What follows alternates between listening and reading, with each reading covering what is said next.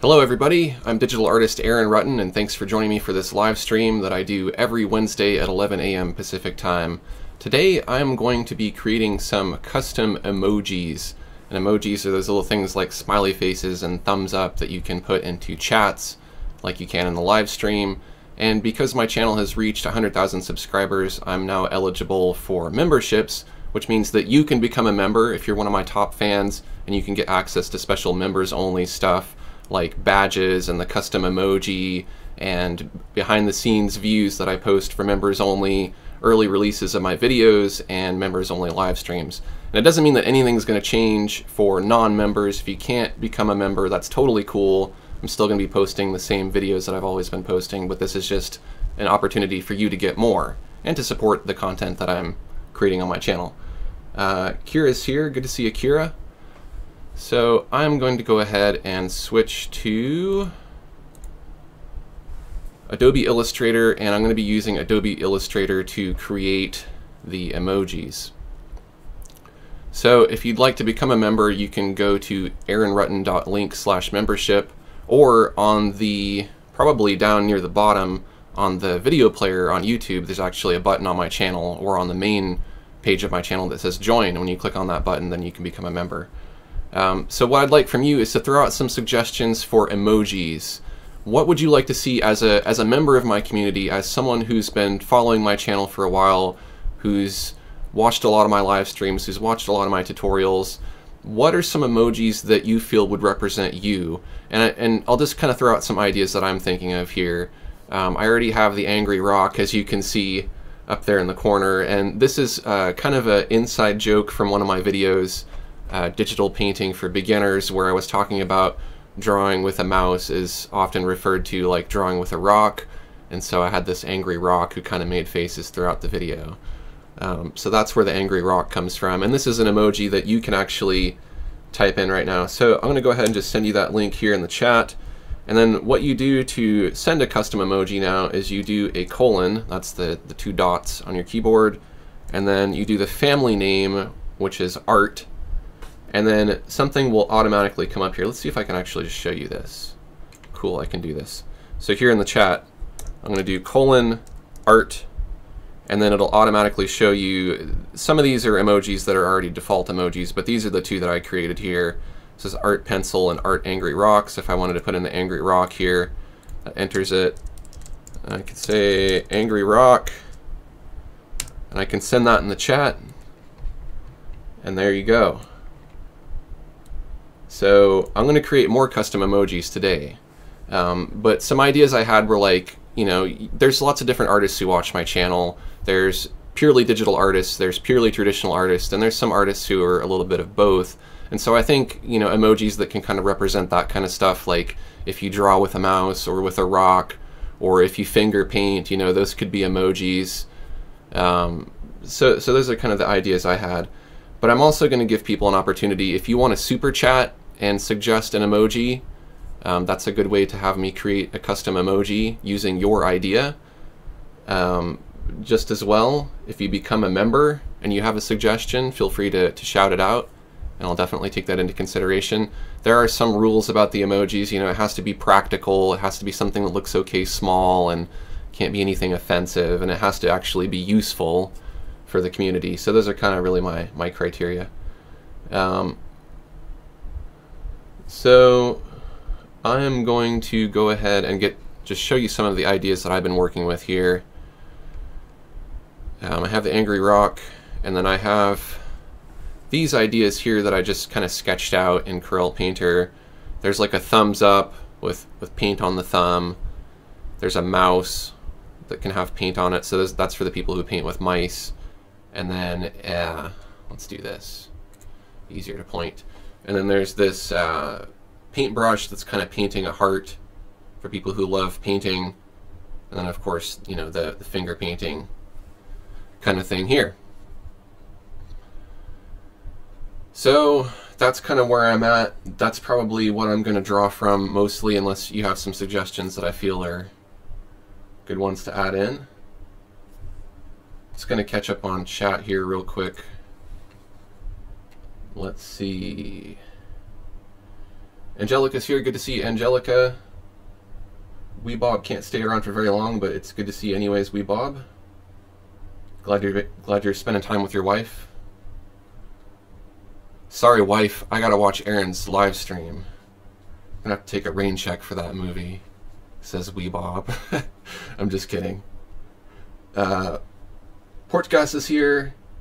Rick says, can you add your emoji to an iPhone, iPad?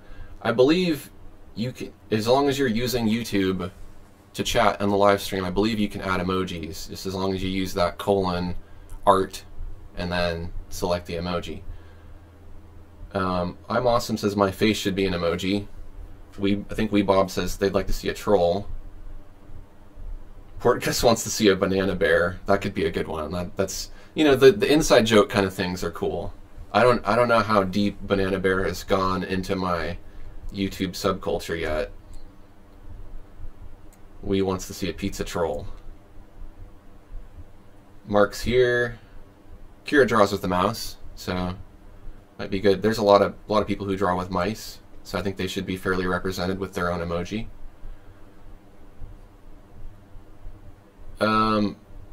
Angelica says, how about a stylus? Definitely, that's one that's on my list. I actually have a few icons that I've already created in vector format that all I really need to do is just like make them small and then I have the emoji.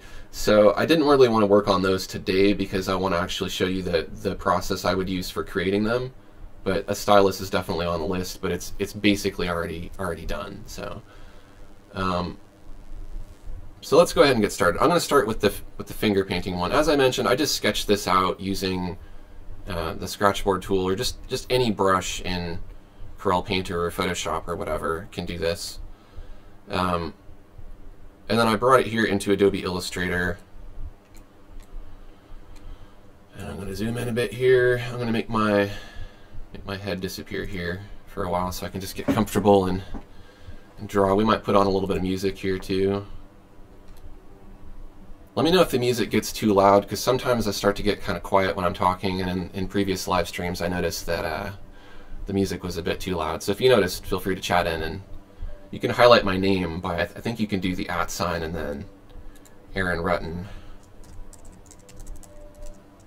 Like that, and then it'll highlight it, and then I'll definitely see. So this is on a layer here in my layers palette, and then I'm going to make it semi-transparent. That's the reference. I'm going to lock the reference, and I'm going to do the lines. So I like the curvature pen tool. I want some consistency in how this looks, so I very well could have just drawn this freehand and I could make that an emoji, but I want the lines to be a little bit cleaner, and I want to be able to tweak things, because you'll see when I get toward the end of this process, this angry rock looks a certain way because I actually want it to look good at this size, which is the emoji size, and it has to look good on white and black.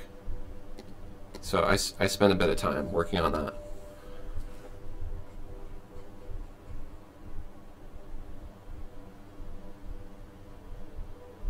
Juan creates custom emojis with logos for companies. That's cool.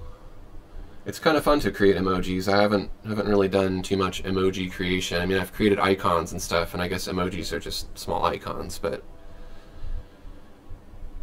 this will be cool. So what I need here is just a black stroke, and all I need to do is just essentially trace over the drawing that I already created. Now, when you're working on it really big like this, you may find that when you make it smaller, it doesn't look quite as good, and you may have to refine it a little bit. I suspect I will have to do that for nearly all of these.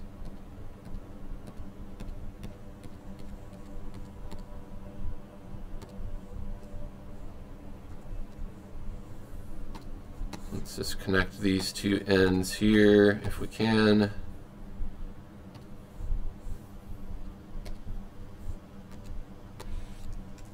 Does not want to cooperate.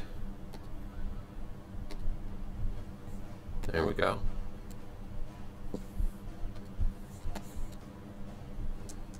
Aha, I see. Okay. I need to remove one of these points. And perhaps smooth this out as well. They keep moving stuff around in this application, so it's like as soon as you figure out where stuff is, now it's somewhere else.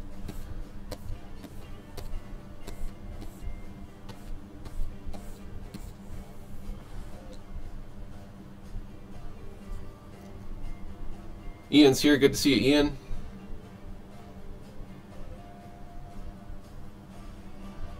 Weebob has a good suggestion. Arrow up music.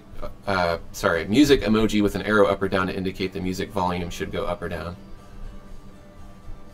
It's a really tricky thing because my microphone is going, and then I have my system audio, and then I have the volume for the music player. So it's actually really, really hard to balance the audio. Weebob says cheers, and my wife says she's priority. Have a great stream. Netflix is calling. Good to see you, Weebob. Thanks for watching. The wife suggests a supermom emoji, but that doesn't have too much to do with art. Well, there are lots of artists who watch my channel who are supermoms, so they should have an emoji too. You know, if it wasn't for our mothers, probably a lot of us wouldn't even be artists, because that's probably the first person who got you into art.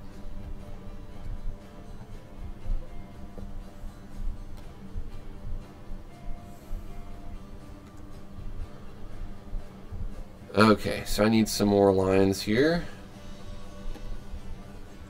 But I do not want to be interrupted by the lines that I've already put down, so I'm going to lock those. And I can start a new path here.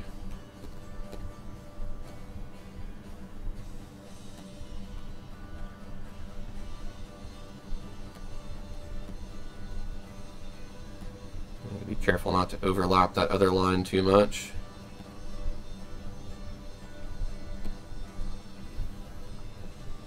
Okay, and then I'm going to just lock that so I don't interrupt that.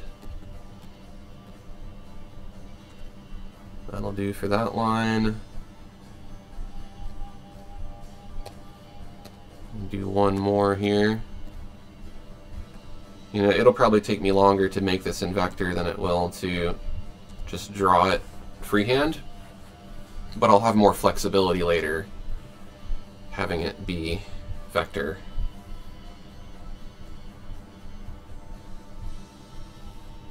Okay, so there's a crease on the finger there that I could add in, but I don't know that I need to yet, because it might not look good small. So let's see here. We need to unlock this line. Oops. This line.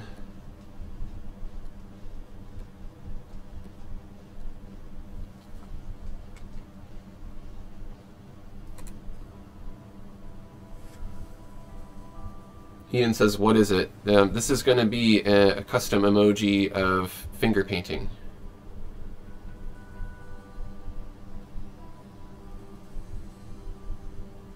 Mark asks if I did any laughing and crying emojis. I haven't done any expression ones other than the rock, which looks kind of angry.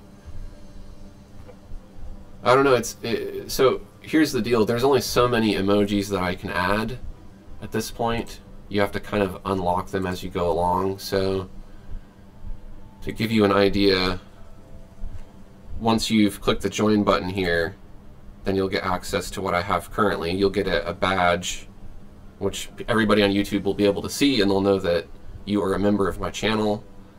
And then you have access to the 2 emojis that are already ready, but I'm going to be, of course, releasing more. And then there's the other perks that I'll offer an update from time to time. So what I have now are 2 more that I can upload until I get 2 members. So once 2 members join, then that unlocks more emojis that I can create, and then when more members are added, more emojis are unlocked. So that's kind of the way it works. So once you sign up, that'll unlock more emojis, and you can suggest an emoji idea, and I will make your emoji if it's something that's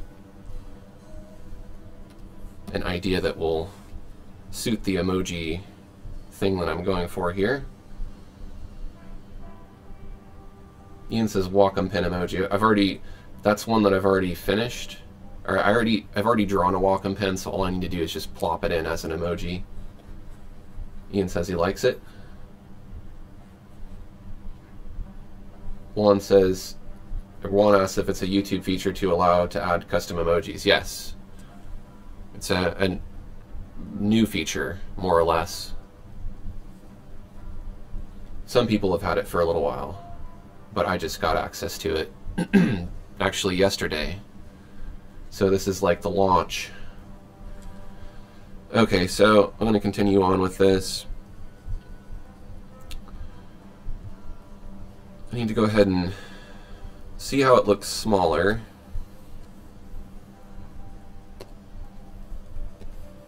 Just to kind of get a feel for how it's coming along. It reads as a hand with a finger, I think. So I feel like I'm on the right track there. Now these lines aren't all that important right now, so I'm going to lock them. And then I want the color to be separate from or I want the line to be separate from the fill. So I'm just going to duplicate that.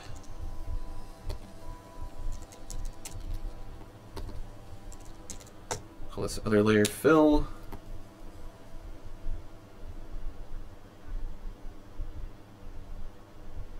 Ian would like to see me with Bob Ross hair emoji.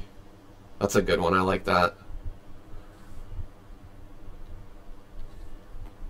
They do have some rules about, you know, trademark infringement and stuff, so I'd have to look into that. I guess if it was just me with curly hair, they couldn't really penalize me for that. But just so everyone else knows how the emoji things work, you know, they're supposed to be, you know, like custom things that represent your channel. So you wouldn't want to make like an emoji of like, you know, a logo, like a famous logo or something like that, or a famous person.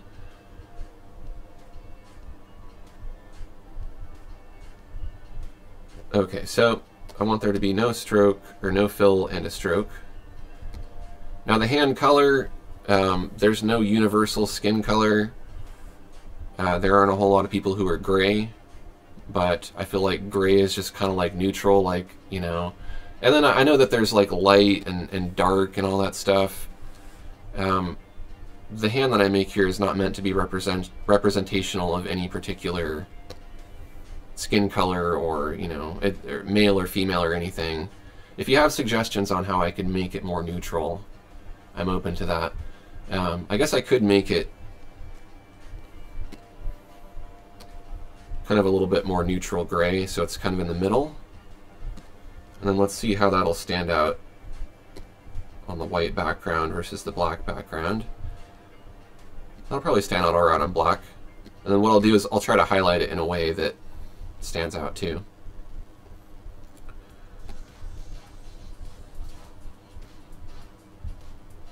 Galen's here. Good to see you, Galen. Listen to part of the podcast today. I'll be promoting that here pretty soon and sending out a link. But Galen has a podcast and I was a guest on it, and he just launched that today.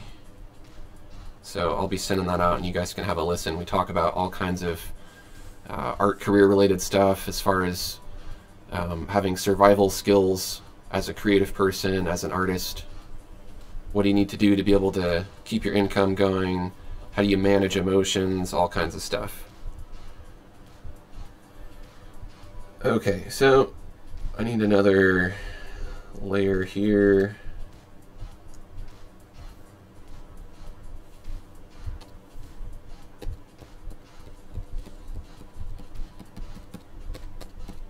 Oh no. Oh no, I've messed it up. Do some undos. Something didn't get locked. Okay, let's see. Locked, locked, locked, not locked. There we go. Let's give that a try again.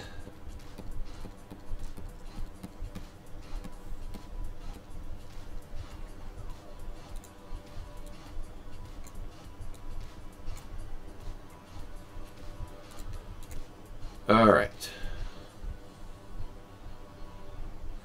So now let's see how this reads at full size.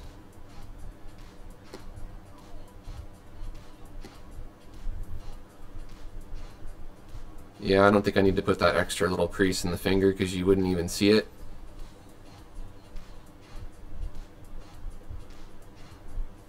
Okay, let's go back to a closer view.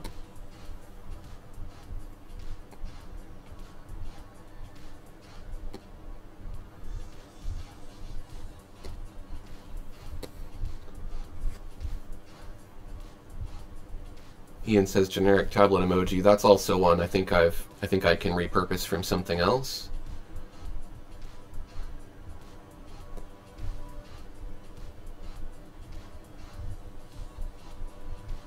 Anita's having difficulty finding a good time to stream. So the best advice I've heard about that is live stream whenever it's convenient for you to stream so that you'll do it. That's why I didn't start doing a consistent live stream until now. Like now I'm at a point schedule-wise where I can, with some exceptions, commit to doing a live stream every week at this time. But, you know, even so, stuff still comes up. Like, we all know what happened for my 100K subscribers stream. You know, that was supposed to happen on a certain day, and then something came up literally like 30 minutes before I was supposed to go live, and I couldn't do it, so it happens. But pick a day and a time that's best for you, and there's no day or time that's going to be best for everybody. So Galen says, are these emojis for anything specific? They are for the new memberships feature that I've enabled on my channel. It's kind of similar to like the Discord emojis, how you can have your own proprietary emojis. I think they do it on Twitch too. So I need to do the paint now on the skin.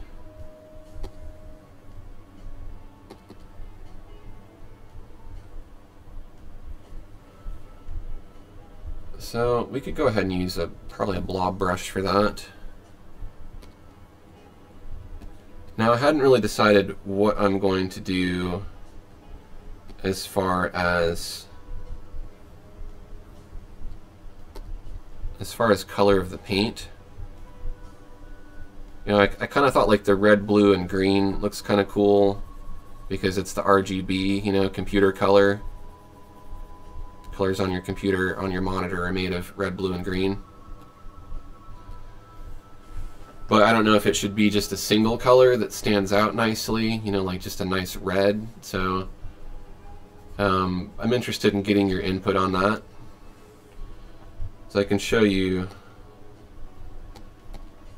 in my reference image here. You know, I have the multicolored thing, but I could just do one color.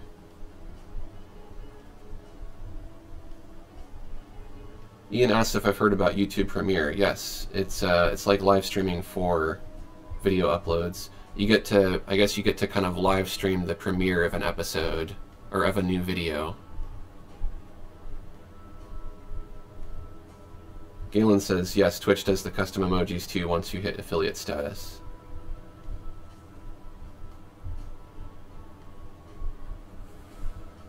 So what does everybody think? Should I just do one single color, or should I do multiple colors for the paint?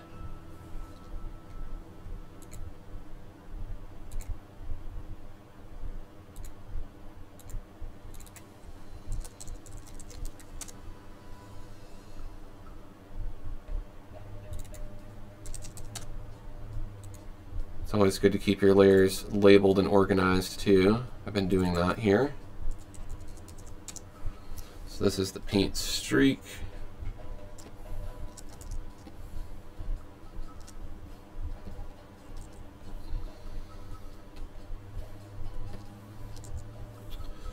Let's see here.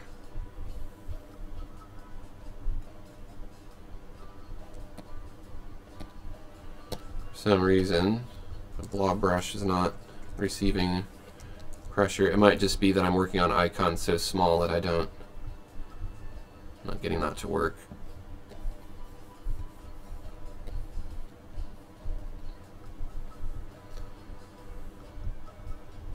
So let's do this. Use the old eraser.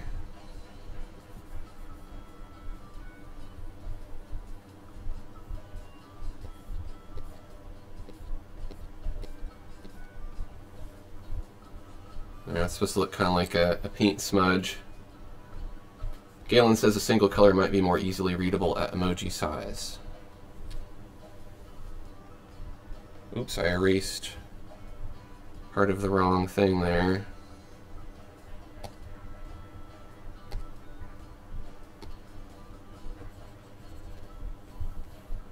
I should have locked that.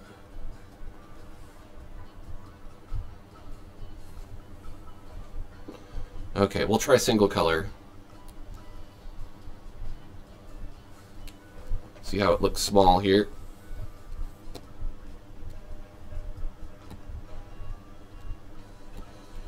Yeah, definitely, because when it's so small, the colors crowd together, and then you might not even be able to see that it's multiple colors. Well, then if it's going to be a single color, then what color should it be? That's the question. Yeah, Ian has, or Galen has a good point. It looks like a bloody finger with the red. So maybe red's not the best idea there. I mean, what's a good obvious paint color, you know?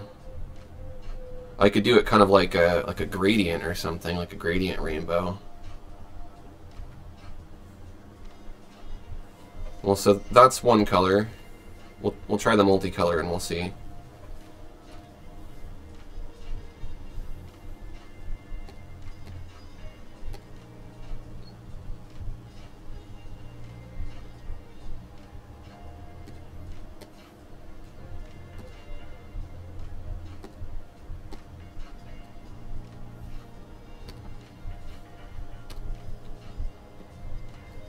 Oops, that's the wrong color. Let's swap that out for the right one.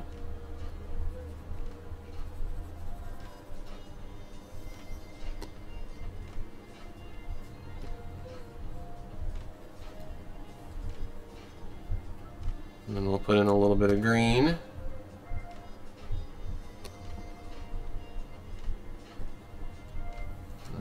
Still didn't get it. I find Illustrator kind of frustrating sometimes, but that's because things work a bit differently than they do in other apps.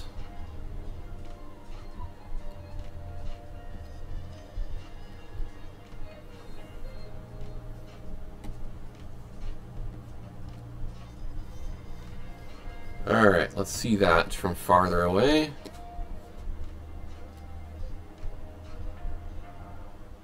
Now I did them kind of stacked sequentially, but I could also have them overlap a little bit more.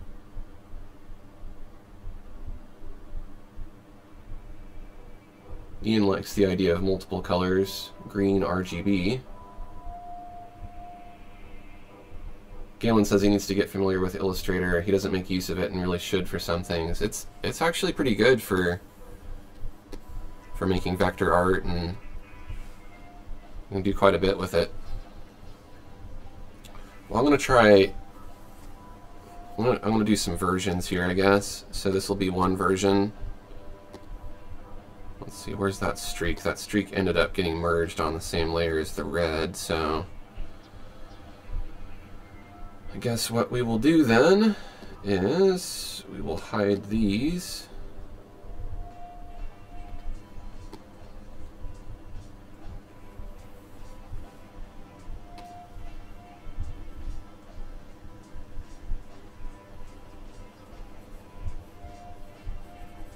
Stacked kind of like this.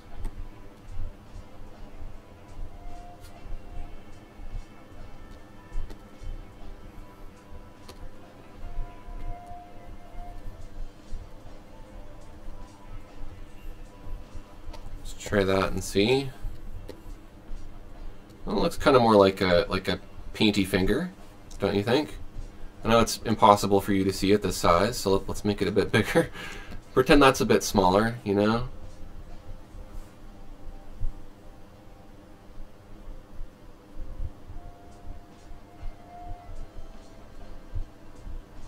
Weepy Sama wants to know, what music am I playing?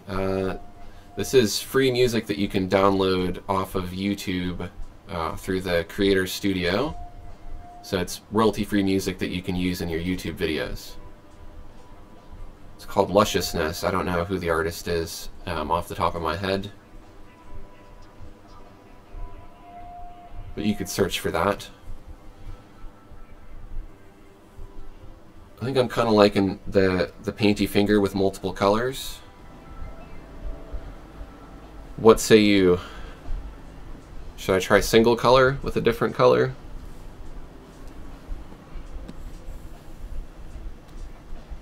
Let's see how else I can optimize this too. I think that's actually pretty good. I might add a bit of dimension to it, to the hand itself.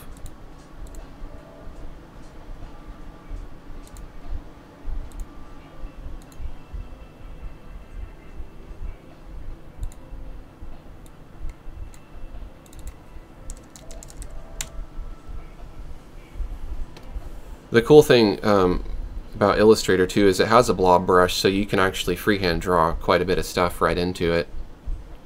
So if you don't like the more technical feel of Illustrator, it makes it feel more like a digital painting application. And normally I would have pen pressure. I think either I'm working at such a small scale, 48 by 48 pixels, that's making the pen pressure not work. Or it's just one of those instances where I need to restart something to get it working.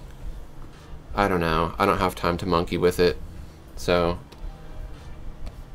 I'm just going to deal. But normally you would have pen pressure.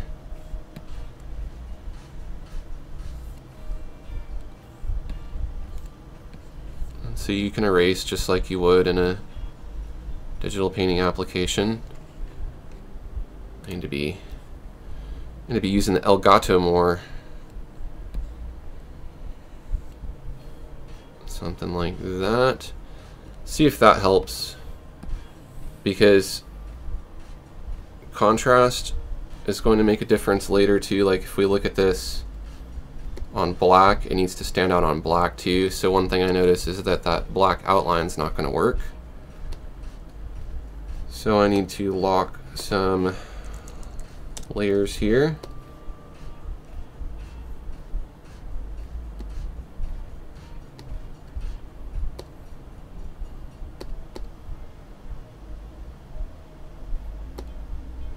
Got a lot of layers here. So these are all my line layers.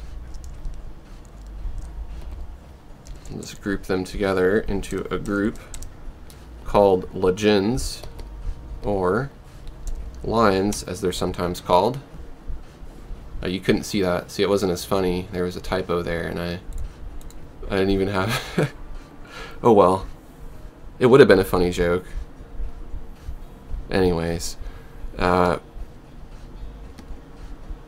going to make the outline of the hand a grayish color.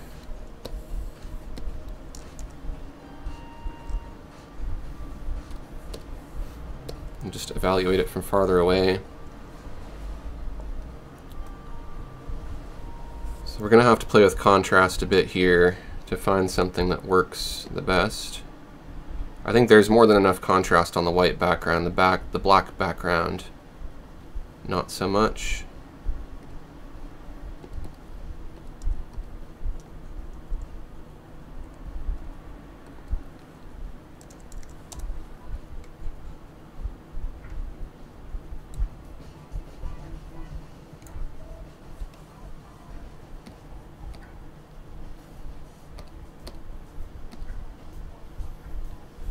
Try this and see.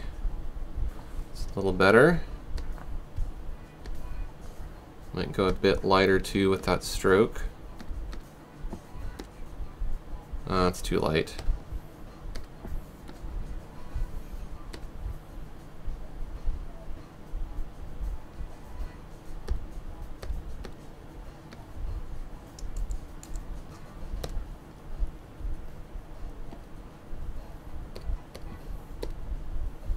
Make sure I'm getting the right layer here.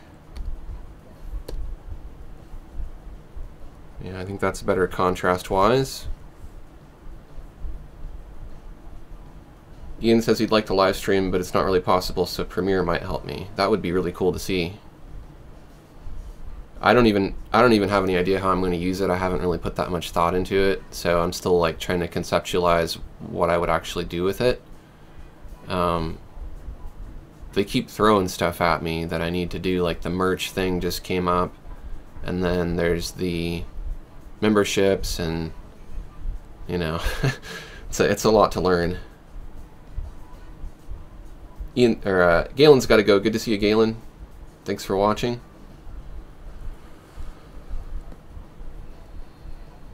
Okay, so I think it looks okay on the black and on the white.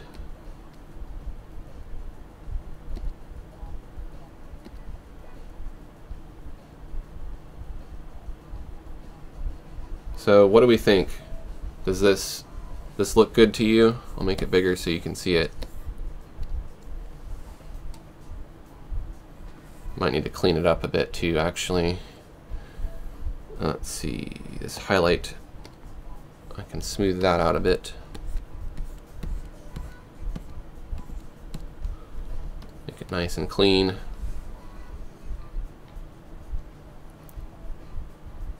Jeffrey says looking cool. Thank you, Jeffrey.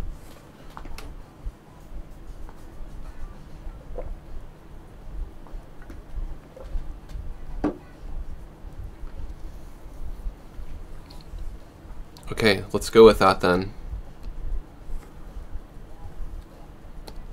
So now what I need to do is hide all my background layers. And then I need to go to export.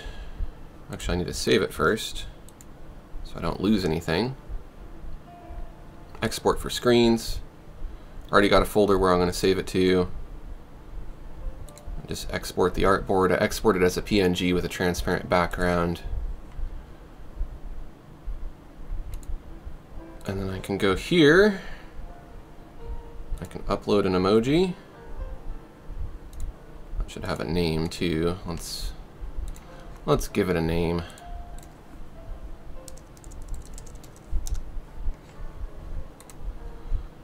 Finger paint. Okay. Too many letters. We'll just call it finger. Now in the chat, I can go art. No, maybe it won't. Oh, here. Okay, here we go. Done. I have to do that first. Let's try it again. Art. Finger. Bam. That's how you do it. Let me move this onto the screen so everybody can see. It's looking a little pixelated. So I think what I need to do then is maybe revisit the design a bit. If we go to Pixel Preview,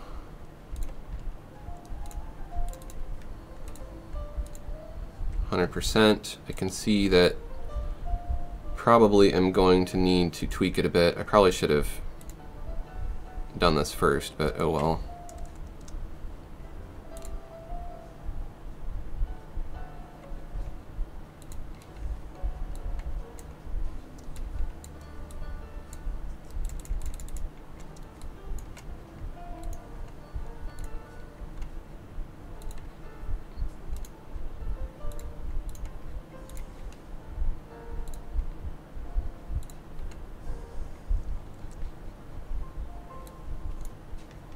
Make sure it fits on the canvas here.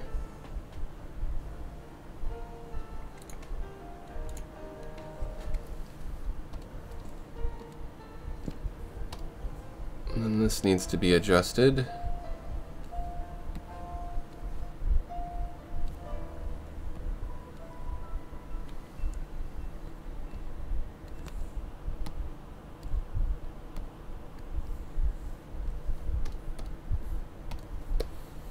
Okay, that needs to be thicker.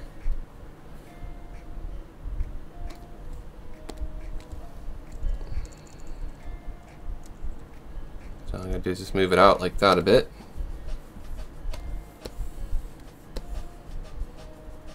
Okay, that should help quite a bit.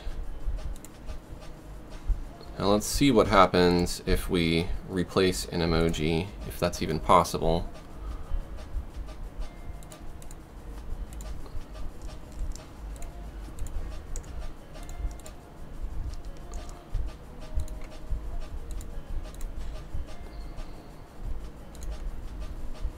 Delete art finger. You're out of here, old art finger.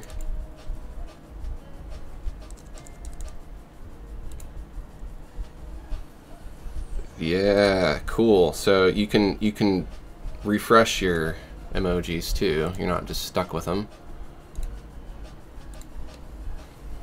I gotta move my chat back.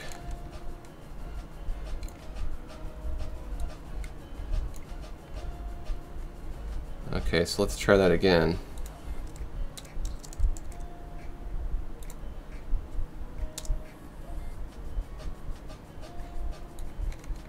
See it here in the chat. Oh, my chat's too big.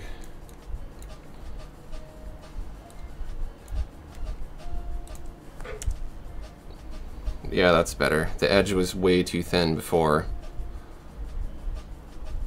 I don't know that it necessarily reads as a finger at that scale, but hopefully it does.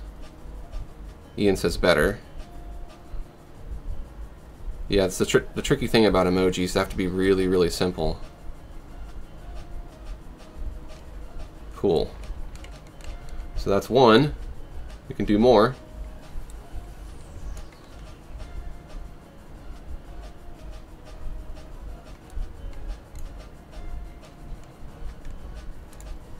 Okay, so I'm going to save that.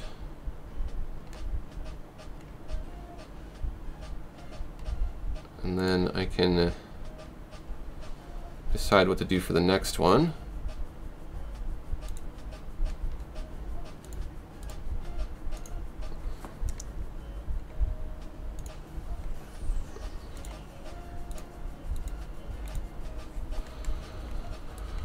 So here are the options.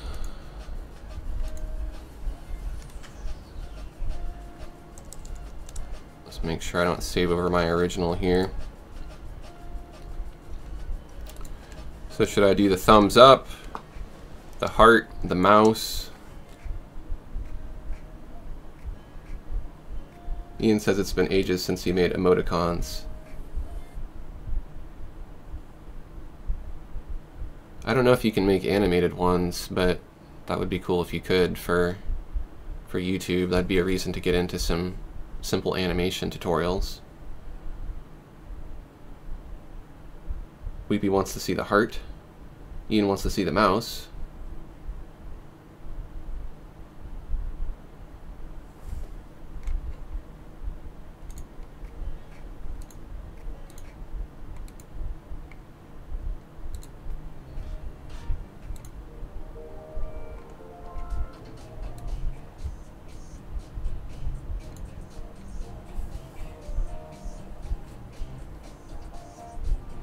I'm going to do the, I feel like the mouse will be a little bit more complicated, so I'm going to do the heart since that'll be an easy one to do really quickly.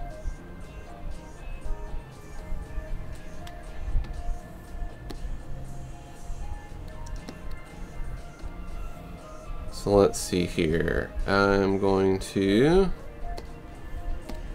just move my reference image down like this.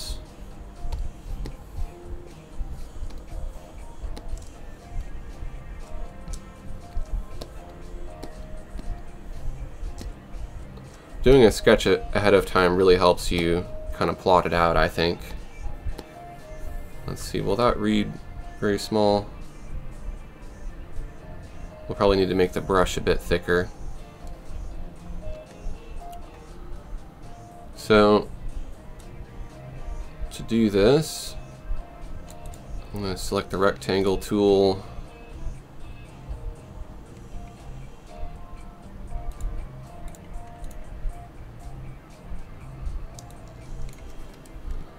I just need a nice tall rectangle like this. oops, I need to lock my layer here with my reference. I just need to move these corners in just a bit. And then round them off.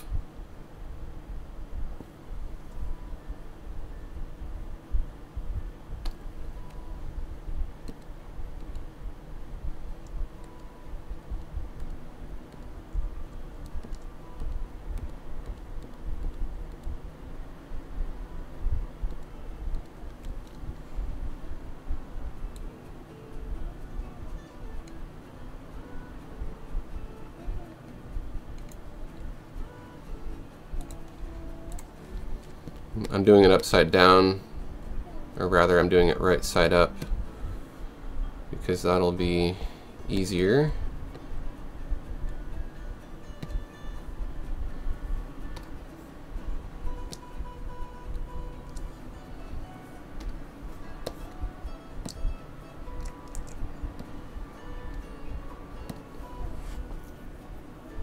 I don't want it to be too tall because I want it to fit on the icon.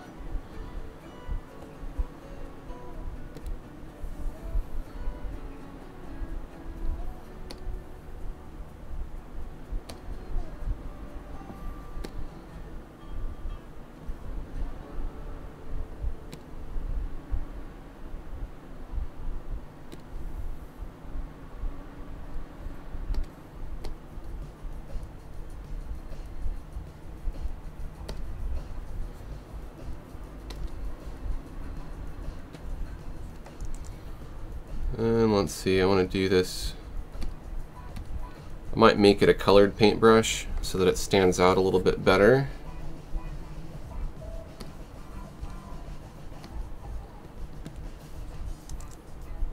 If only I could get... You have to switch between the fill and the stroke constantly in this application. It can be kind of frustrating.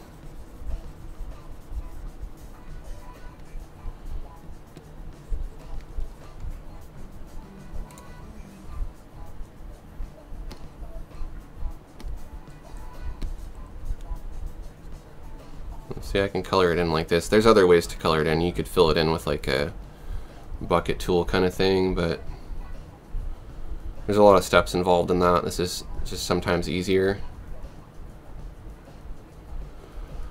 So now I'm going to swing this into position here.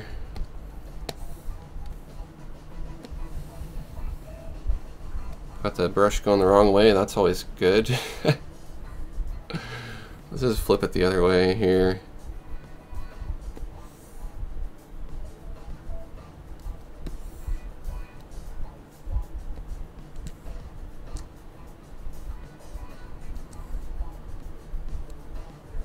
Okay, angle of the bristles is all wrong.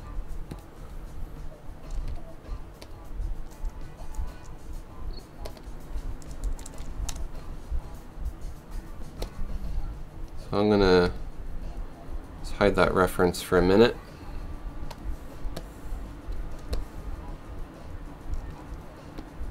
And I'm going to just grab some of this stuff here.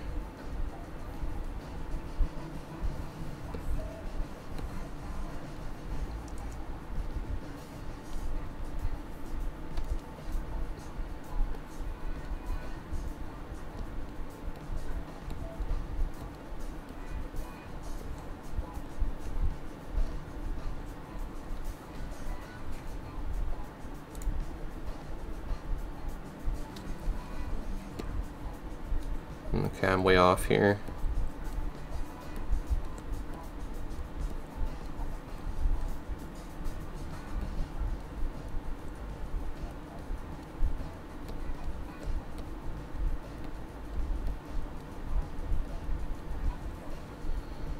Something kind of like that might work.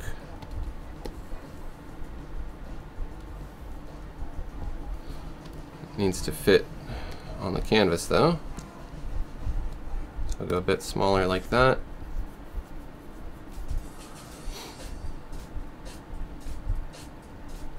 Okay, so I'm going to hide that temporarily here, and we can focus on the heart. That ought to be pretty darn easy to do.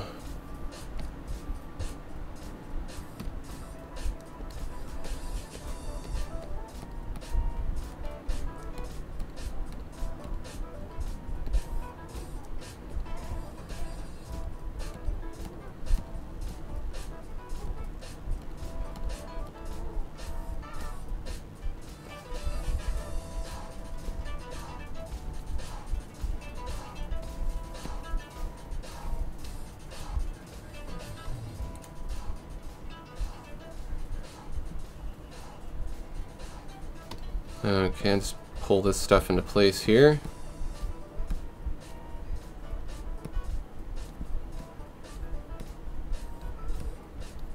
If I wanted to spend more time setting this up, I could have my layers set up in a way to where I could see a little more clearly what it is that I'm trying to accomplish here. I'm trying to lay this stuff down, but I'm being a little quick about this.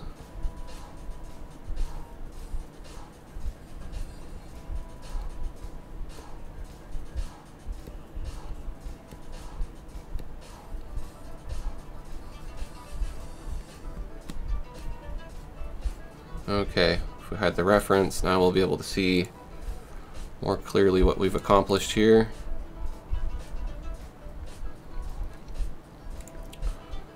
Put a round cap on the end of this and a round corner.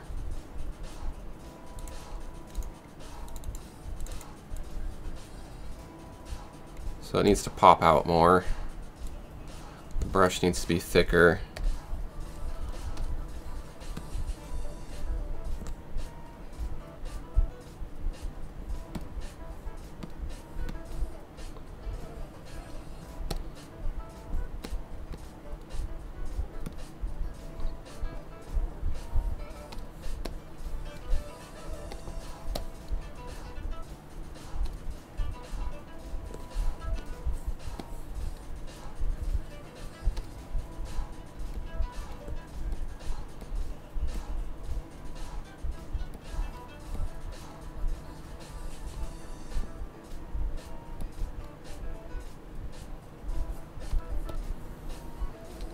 Try that and see. Yeah, that might work. Ian says palette knife emoji, that's a good one.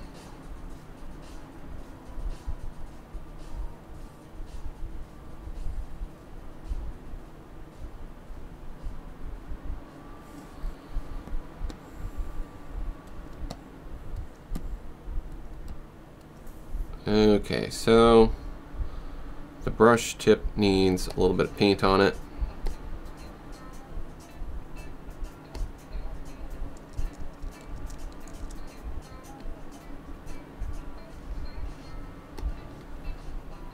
So I'm going to separate the fill from the stroke.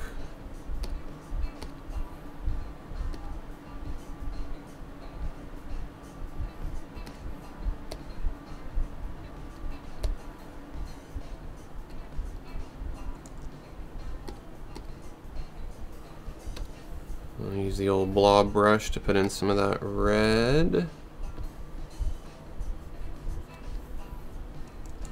If I can get it to work the way I want it to here.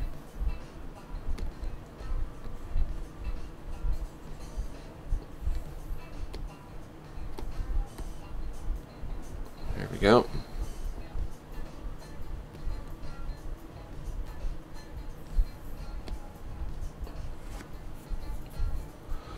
And then I'll need to add some dimensionality to this brush.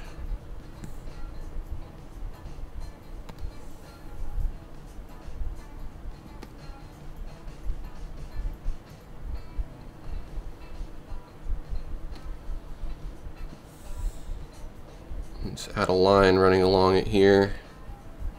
Make that quite a bit lighter.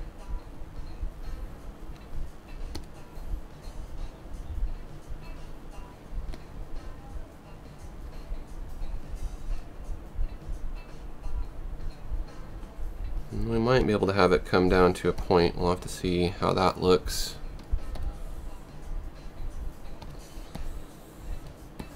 Yeah. I like that. So I don't want everything to look flat, so I want to give it at least some level of detail and shading. Art Wisp says sloth emoji. You trying to say I'm slow? You trying to say I make art too slow? Is that what you're saying? You trying to say I'm a sloth?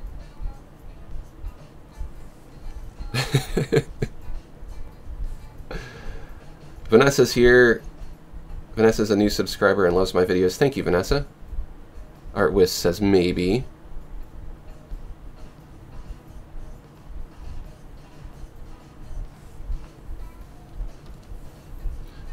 Okay, let's see. I want to add some dimensionality to the heart as well.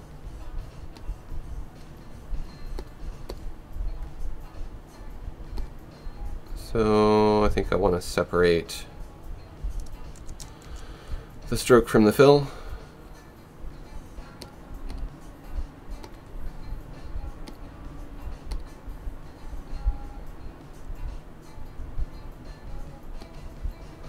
And there are effects that you can add. Do inner glow.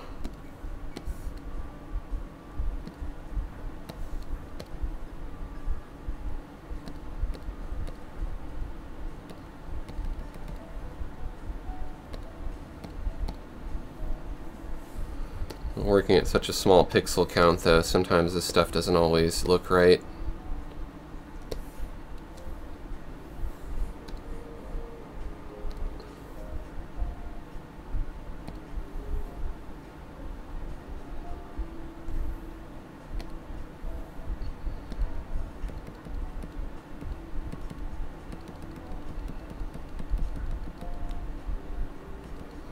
Yep, that's not working.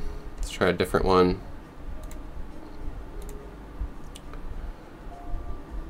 Let's see.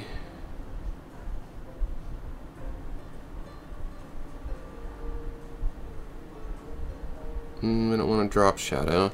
I think what it is, I think it doesn't need a stroke. Yes, yes. Maybe it does. Wait. Gotta wait and see how it looks on the... It still has the inner glow here. See how it looks on the black background.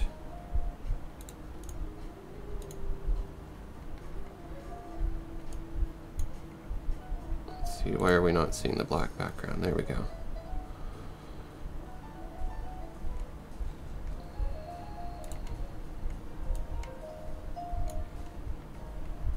So nearly all of these are going to need color holds. Like, it's probably not good to try to use black as your outline color.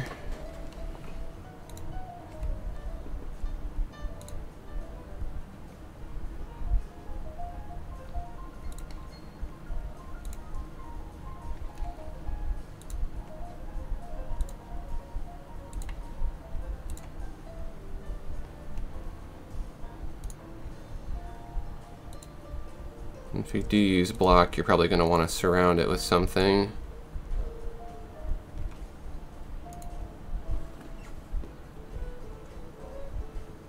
Oh, I need a little streak there for that too.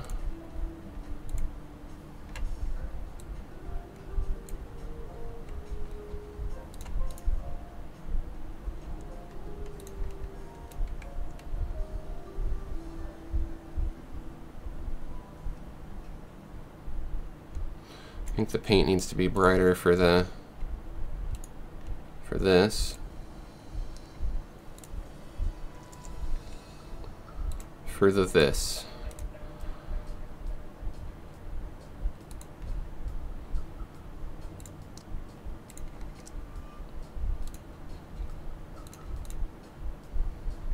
Let's try this and see.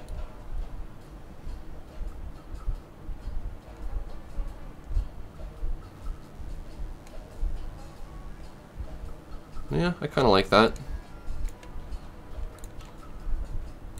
I feel like this still needs some more dimension though. Let's try this. Let's try this. I'm going to duplicate it. Uh-oh.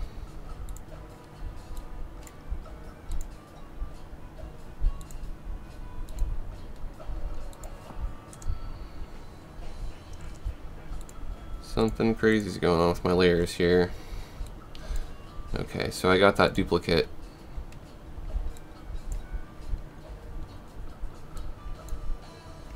There we go. That's what I'm trying to do.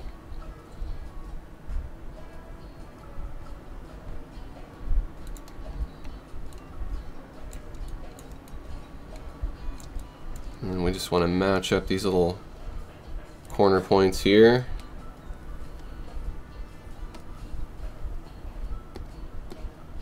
So that one we want to stay still, so I'll lock that.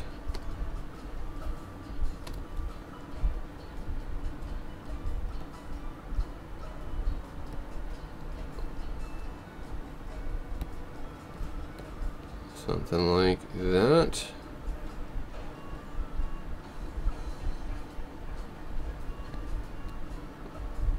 Just want to be able to see it just on this far side here.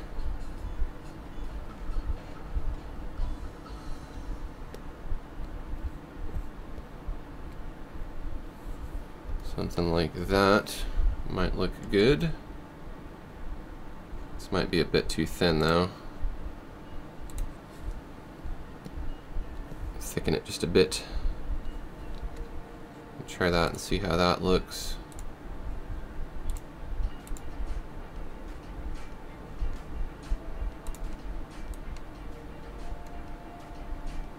That gives it some more dimension.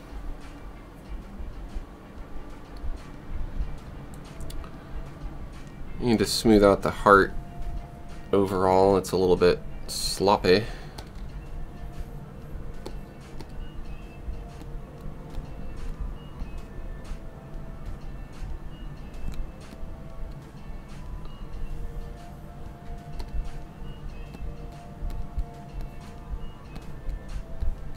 Get all this junk out of the way here.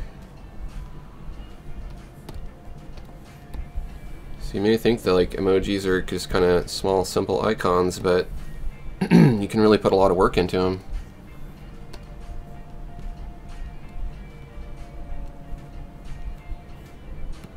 So hopefully those of you who are joining as members of my channel see how much work went into these icons. And that they were handcrafted with you in mind.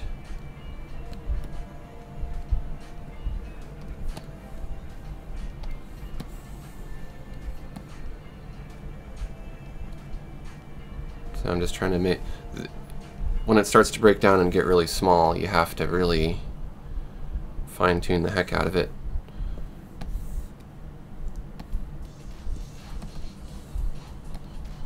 So that's Pixel Preview. It looks pretty good in Pixel Preview.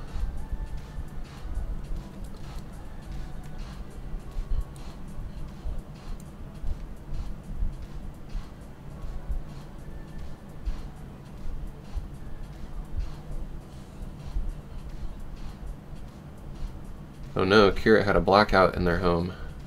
They lost some progress. You know, everybody who says digital art is easier needs to experience a blackout or a computer crash when they're in the middle of their painting. So you don't really have that happen so much with traditional art, you know? The lights go out when you're working on a canvas. When they come back on, that canvas is still there.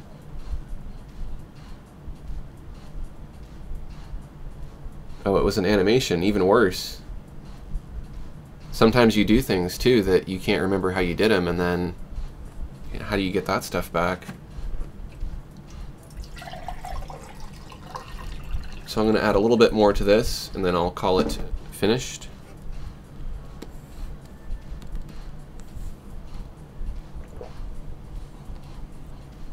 Sorry that happened to you, Kira.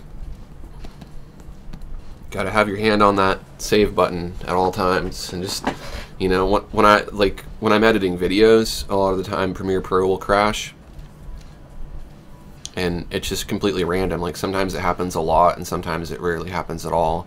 It's unpredictable, so when it starts happening a lot, I just have my hand on Control S and I'm just hitting Control S after every single thing I do. And then it's like, fine, if it crashes, it crashes. I'm not losing any work though.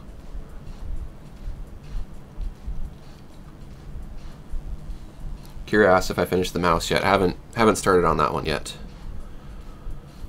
Still working on the old heart.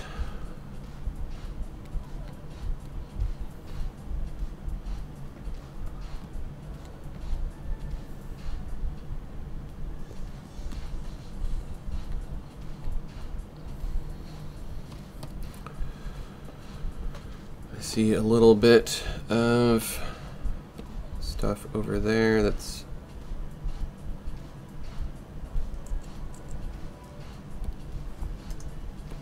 kind of sticking out there.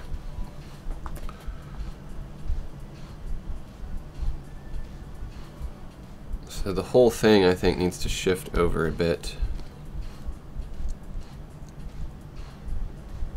Like that. Because over here, there are some issues I have with some of this stuff. I got an issue with that curve. I don't like that curve.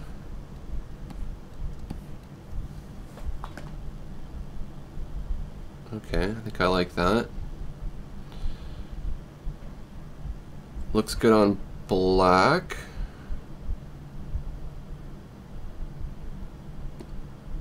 Looks good on white.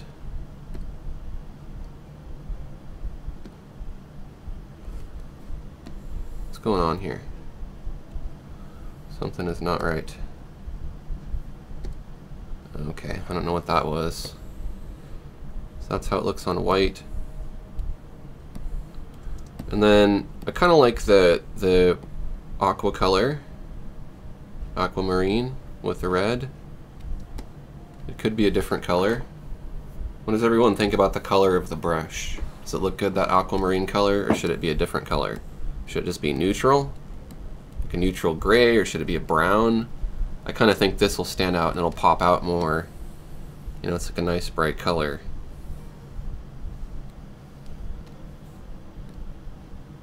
Let's see what that stroke weight is too. That needs to be thicker.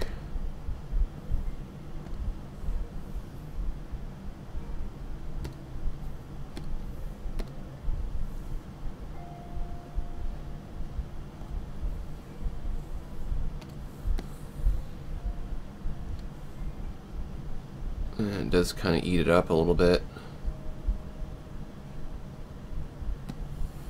Let's see if we can get away with like something right in between,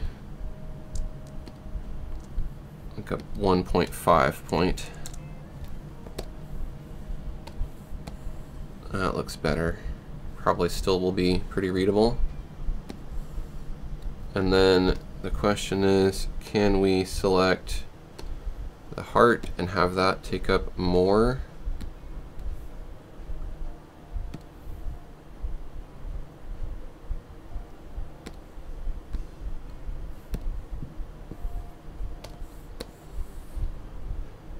Is it still readable as a heart if I do that? If I don't see that other arch, maybe not.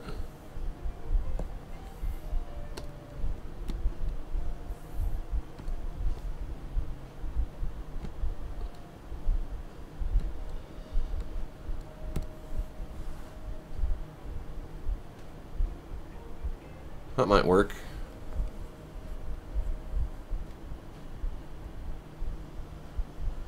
Vanessa says, why do I keep zooming it out? Because it's going to be an emoji, so it'll be very, very tiny. Like, that's probably as big as you'll actually see it. I mean, what you like, you could be watching on a phone or on a big screen or a small screen, so it might look teeny tiny to you, but that's about 100%. So it's only supposed to be like 48 by 48 pixels. So, you know, I could put in all kinds of detail this close up, but you wouldn't be able to see that from far away. And if I don't look at it from far away to check it, then, you know, it might not make sense. That happened a little bit earlier with the finger painting icon. the line thickness was too thin and there weren't enough pixels at that small of a scale to render out that line, and it got jagged. Weepy says the awk was good. Cool, then I'll stick with that. Let me just check it one last time on black. I think I do want, you guys are like, just come on, finish this thing. I do want to pull out this highlight on the side here a little bit more.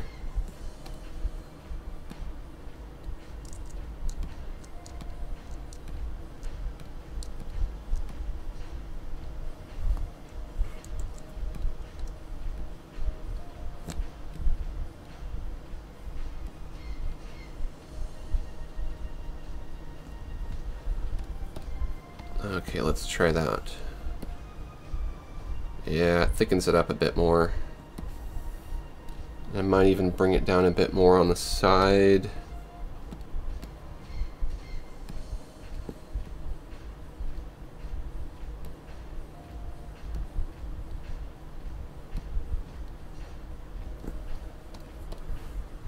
Because the point is, you know, I really want it to stand out and look good on black. And that black and the red they don't really contrast that well with each other.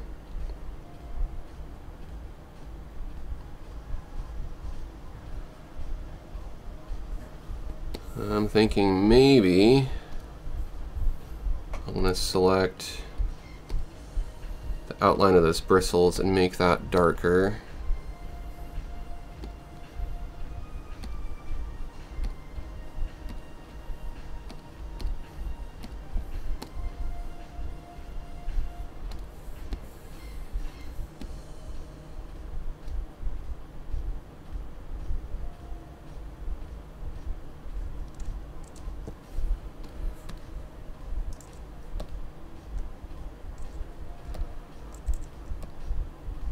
I think it stands out better like that. Okay, I see something I need to fix.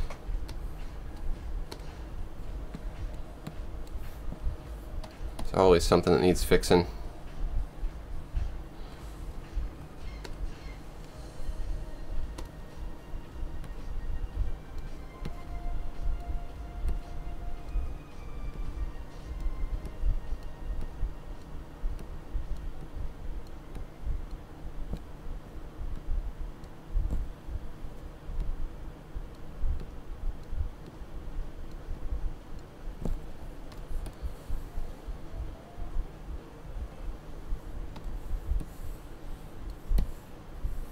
Needs a little bit more of that.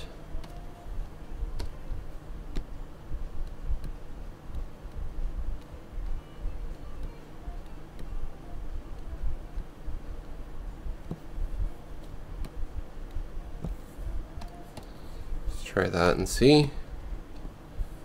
Hang on.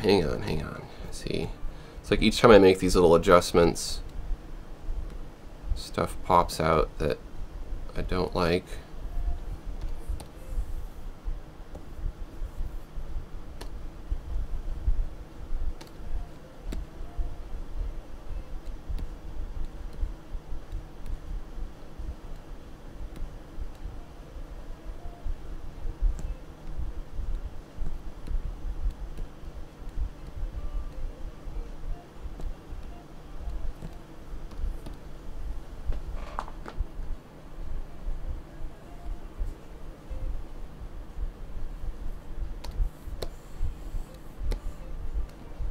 There we go. See how it's adding contrast to it, and it's just helping separate some of the elements from each other.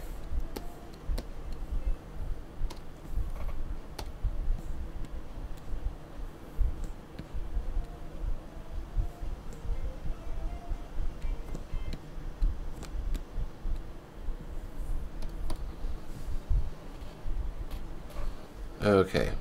I probably don't want to nitpick this too much.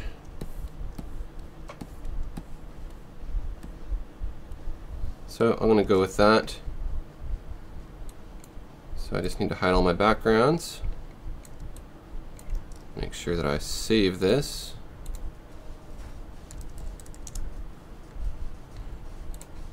And then I need to export it.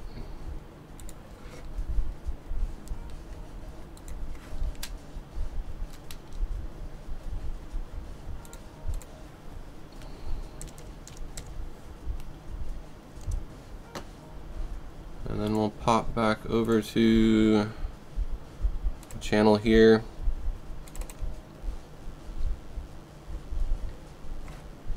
And call this one Love. This is for the art lovers out there.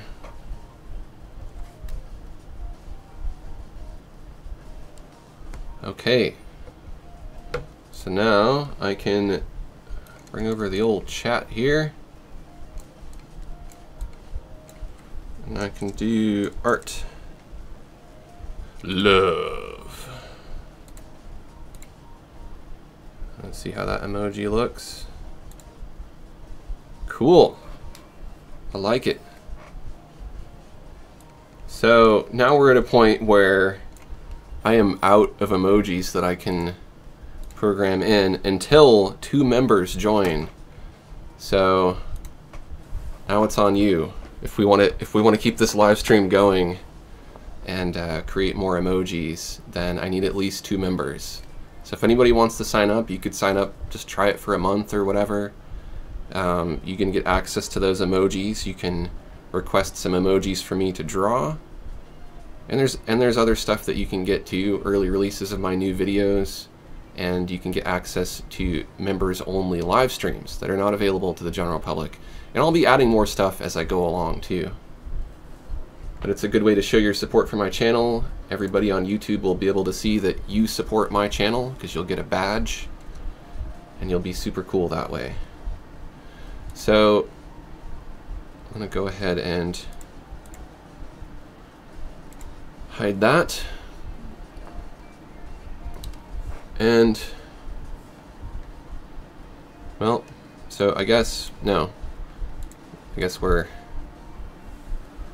stuck here. We're stuck looking at me. I guess I could just start drawing something else. Or I could call it good, but we're not even quite at 2 hours yet.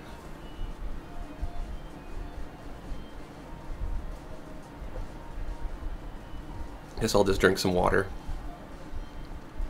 Trying to make the live streams a little bit better too. Like, you may notice the lighting is a bit better. I got some nice kind of backlighting that makes me look kind of shiny.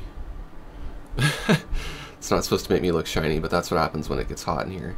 But it, you know, it illuminates the background so you can see more of me. Got the nice screen back there showing speed paintings in the background. Weepy wants to know what software am I using for the live stream. I'm using XSplit, which I find to be very satisfactory. I like it a lot.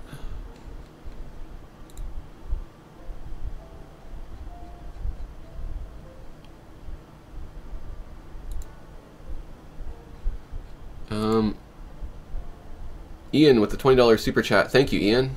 What do you got, Ian?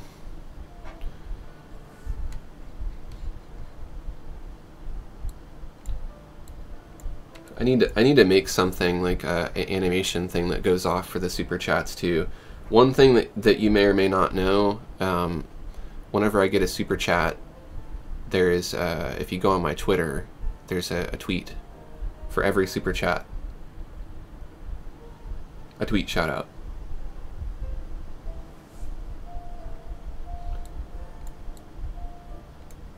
And super chats work too. You don't just have to do the membership, but so what I will do is, even though I'm not able to upload the icon yet, I'm more than confident that I will have 2 members very shortly, which will unlock more emojis, in which case I will insert the one that I'm going to create for Ian here. Now, I'm guessing Ian wants to see the mouse, but if you want to see a sloth, palette knife emoji, okay. I love the palette knives, so we will do that. So I'm going to need to pull up a new canvas here.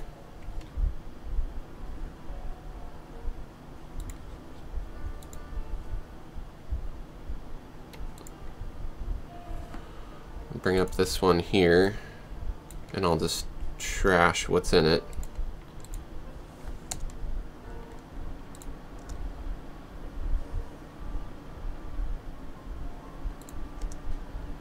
And create a new layer.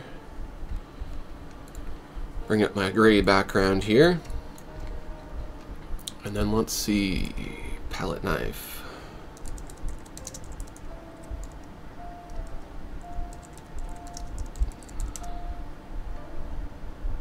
I'm pulling up a reference image because it's a very specific shape.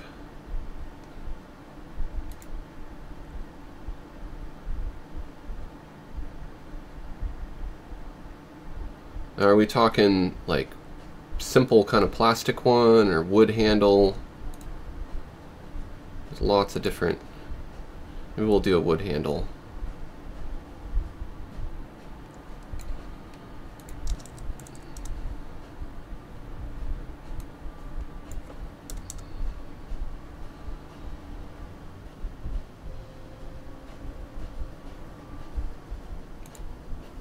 There we go. There's a good reference photo. Okay. So I'm going to start with some simple shapes here that I will conform into what I want them to be.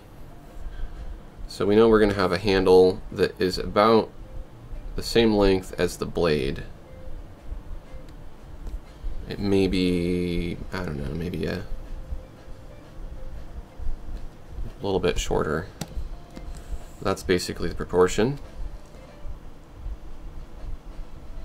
I'm going to say the blade's a little bit taller. So then we just need to add some anchor points here. There's be one approximately at the midway point.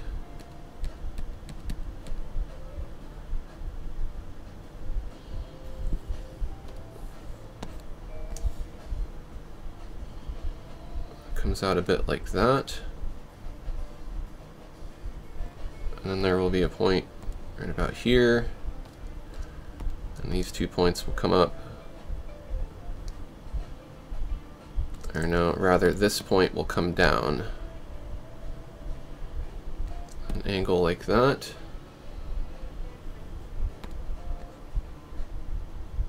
And that comes out like that.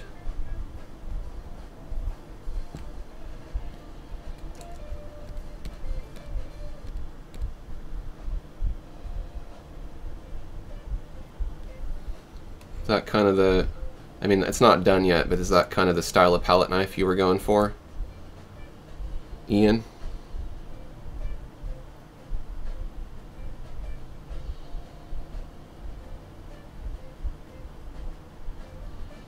Weepy has to go. I'll see you later, Weepy. Thanks for watching.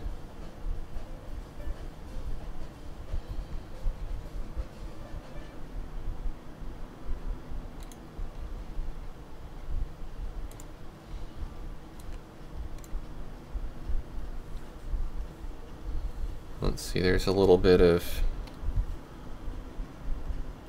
thing here on this. That's the technical name for it, is thing.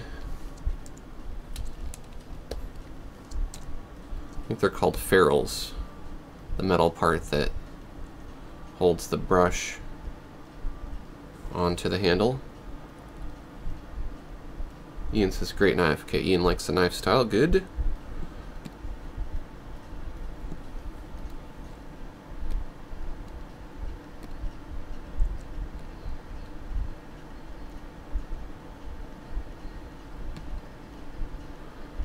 And it kind of curves out like that.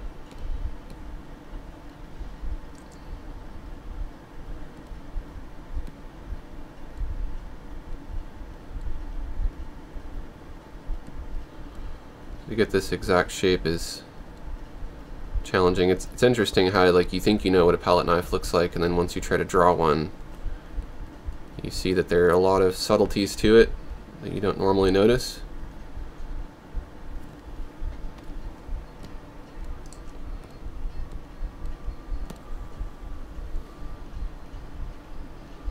Now, I might, for the sake of this fitting a little bit better, I might distort the proportion of it a bit.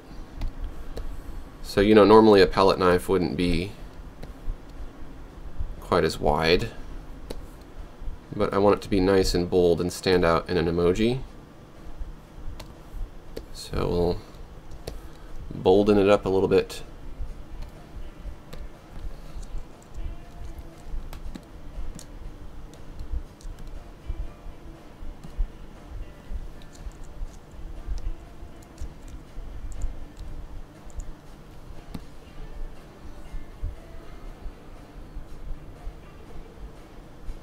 I think I might just bring these in more.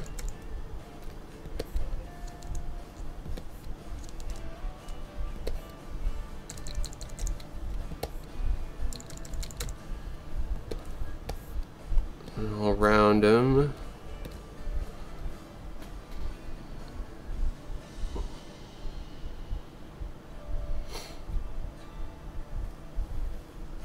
Now these corners need to come in.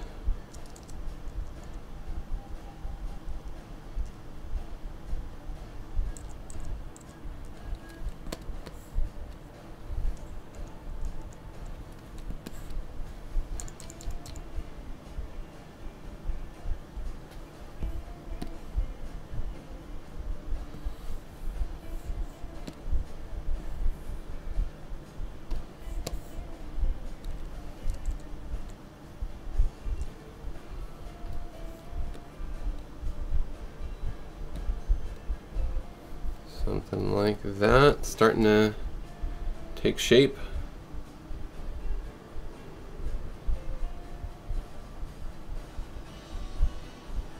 Kira's got to go soon because their night shift starts soon. Might listen but can't respond. Have fun at work, Kira. Thanks for watching and listening.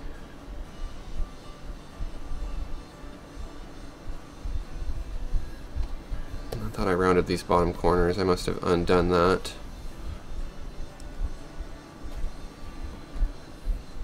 I'm going to save this too.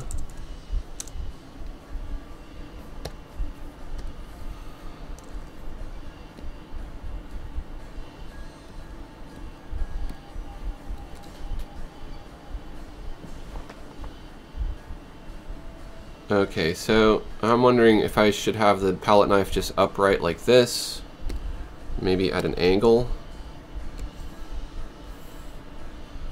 or it could be down, like down at an angle like you're painting with it.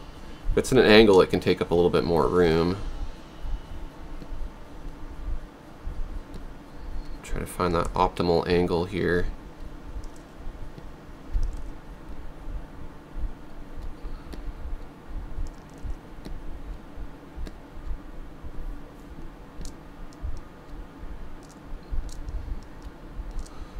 The more I can fit on the screen, the better it's going to show up.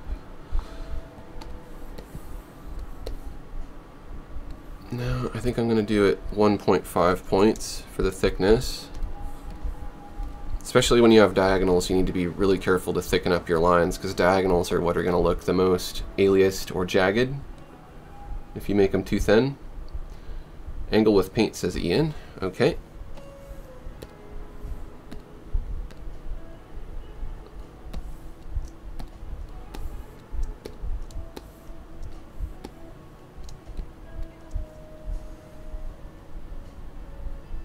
Let's see, let's go ahead and fill it in first with some colors.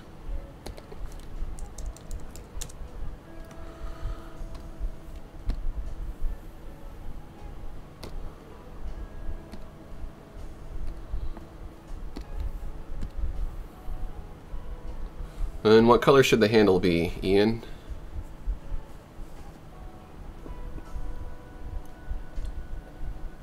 It's all riding on Ian.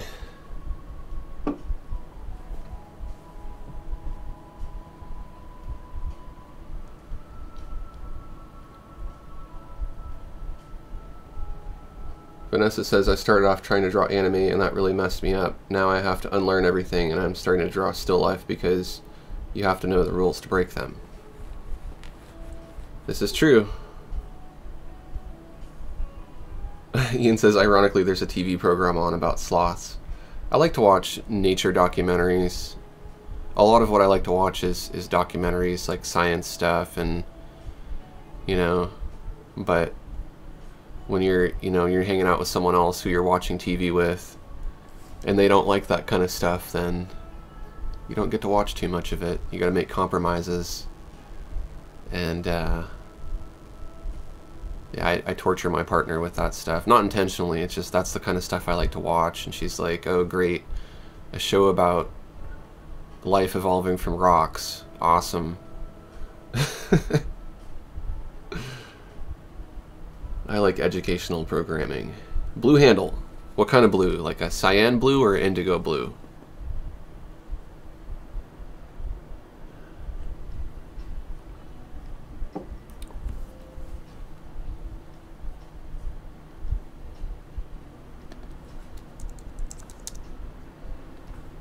Let's try some different indigo. Indigo, says Ian. So we'll play with the contrast of this a bit when we see it laid out a little more clearly. I need to add a little bit here.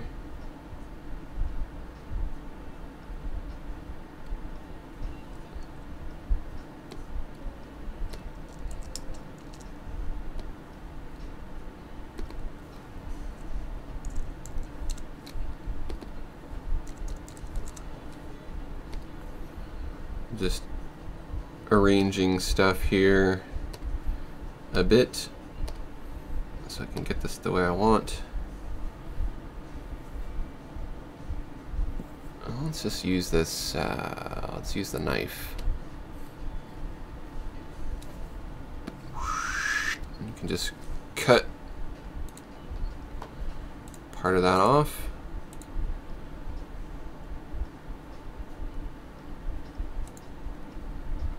This is going to be kind of goldish colored. If I can get the right setting here. There we go.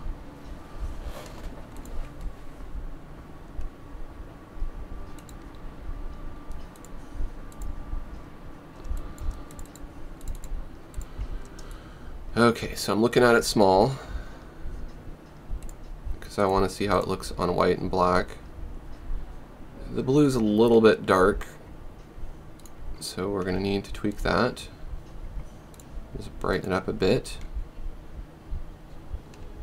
And then see it on black here. Looks real nice on the black. And again, I need to do the color holds to where it's not black lines.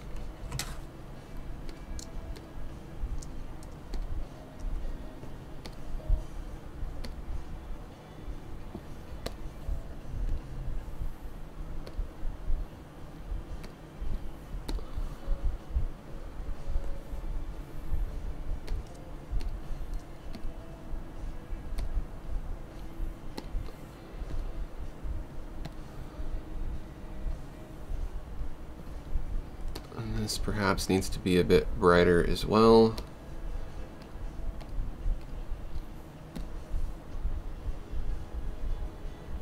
And it's going to need to be surrounded by its own lines here, so I'll have to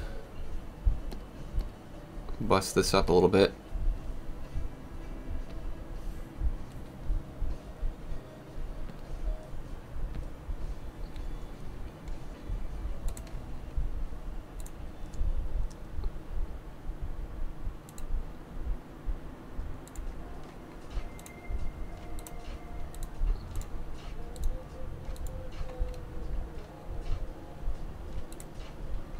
Okay, now we're getting somewhere.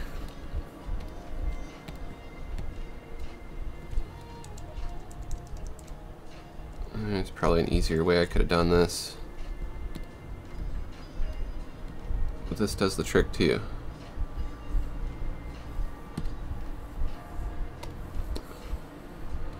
Because at that scale, you're not going to notice that it's not absolutely perfect.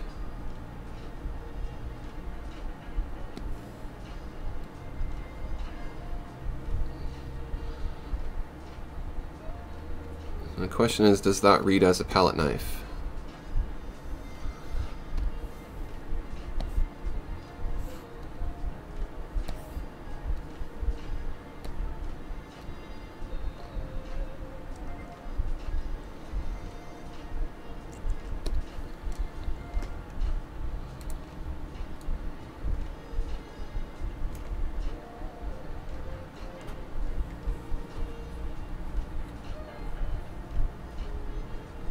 Ian says pellet knifectomy a la Bob Ross.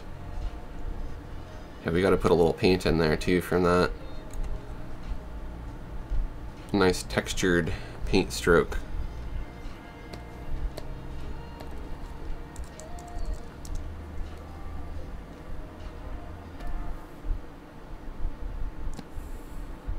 So we'll just have a line come off of it here. I don't know what color paint we'll do quite yet.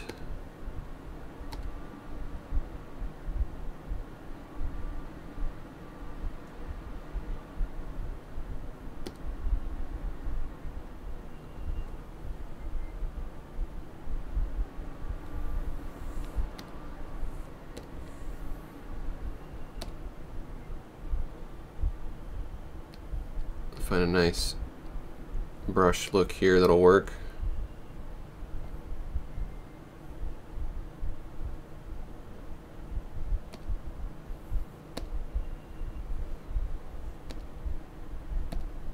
That one will work, but it's much, much too thick.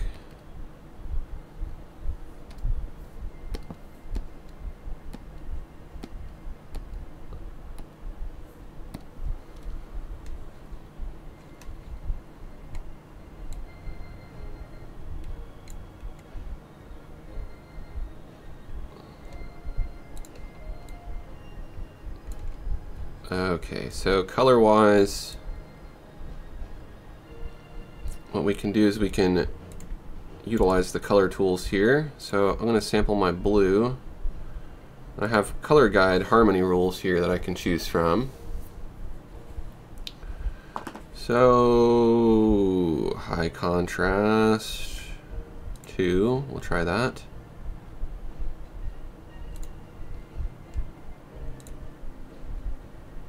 Try that nice bright yellow. That might not show up too well on the white though. Oh, it might.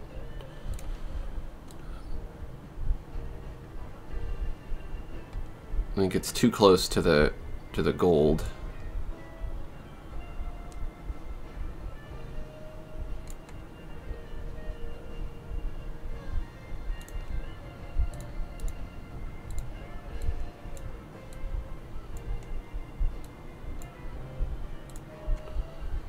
Oh, so see, I needed to bring those in a bit.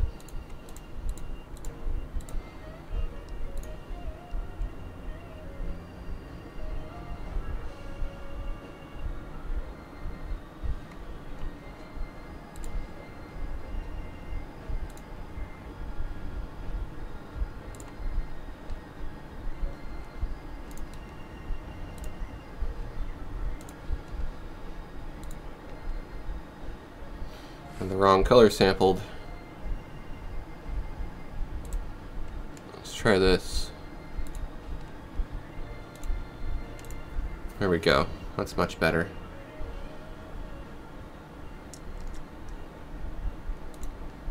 And then similar to how we did that brush, I'm going to give some dimension to the handle.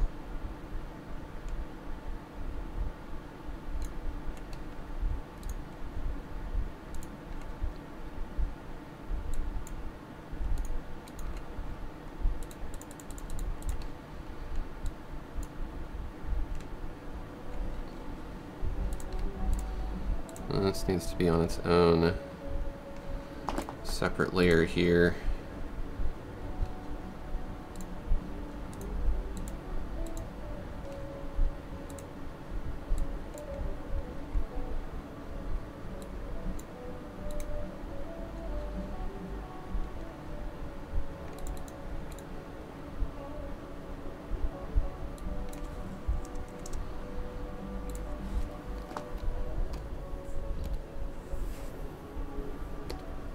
Make it that same profile.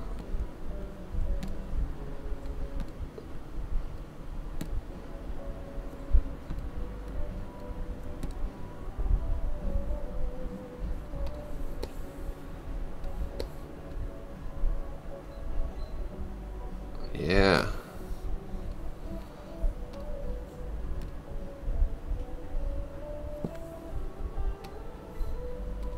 Cut this with a knife. I'm going to take this little piece here if it'll let me select it. Maybe it didn't work. Maybe I cut the wrong thing. Let's isolate this.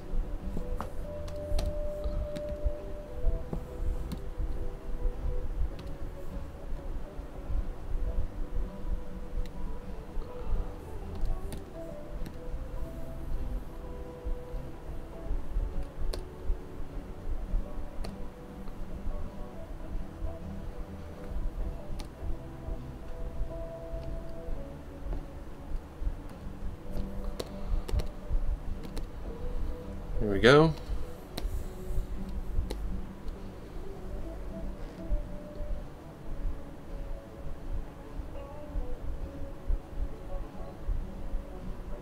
Ian's got 90 subs. Congratulations, Ian. Says if you keep on keeping on, then you grow. That's the thing about YouTube. It's like, you know, you gotta have the dedication. Because if you start out and you expect you're just going to instantly overnight have 10,000 subscribers, then you're going to be really disappointed. I think you just gotta make do with what you have, no matter what the number is, because that's really what's important is how you're engaging with those subscribers, not how many you have. You know, there's lots of channels out there that have millions of subscribers who they're not able to earn a living as a YouTuber. They're not, you know, like, people make a lot of assumptions about what comes with having a lot of subscribers, and I don't think that many of them are right.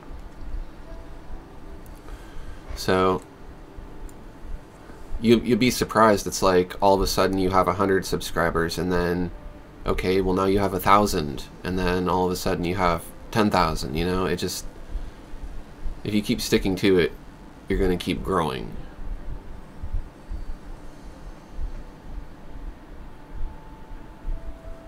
Kinsko's got to go. Thanks for watching, Kinsko.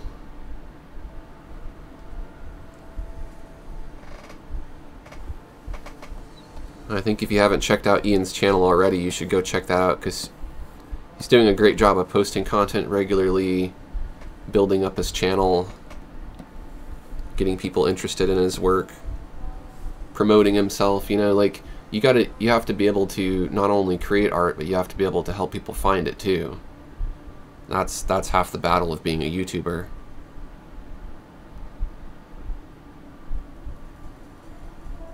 Ian says he's not necessarily into making money, but I think that's, you know, a lot of people look at YouTube that way. I'm not saying that's necessarily should be everybody's goal.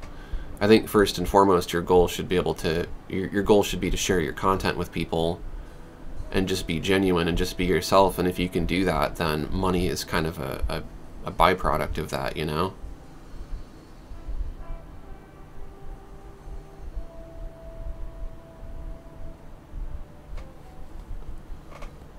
But in the end, you know, helping people, I think, is the most important thing you can do, or getting people inspired and helping people enjoy art. In my opinion, that's what it's all about. Trying to think of what else to do to this here. I might add a little bit of an edge here.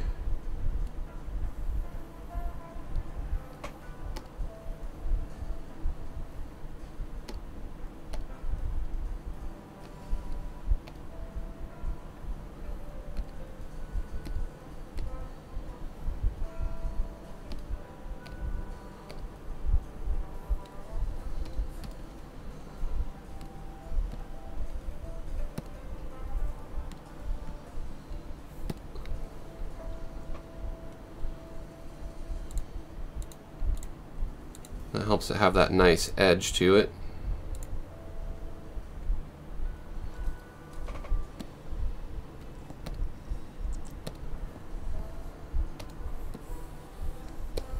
Now I might increase the thickness of that a bit so it stands out more.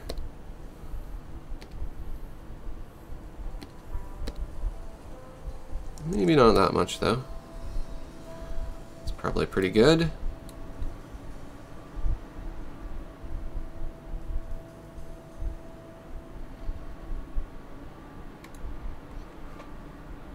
Alright, palette knife emoji.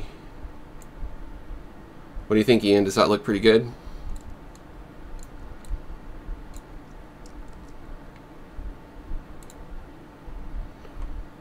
here on the black background. Still nice and visible. Ian says it's cool. Thank you, Ian.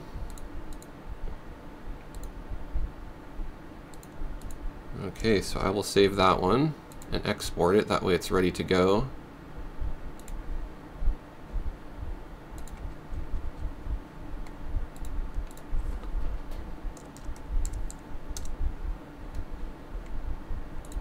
Cool. Well, we're almost at 2 hours now, so I'll go ahead and start wrapping this up.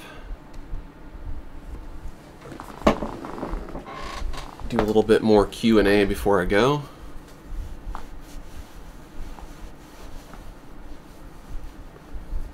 Drink some water too.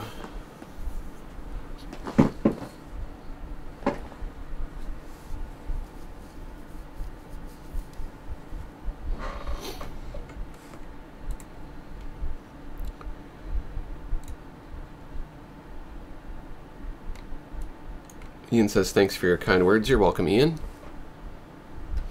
You always have lots of nice, constructive, positive things to say on my channel, and I appreciate that.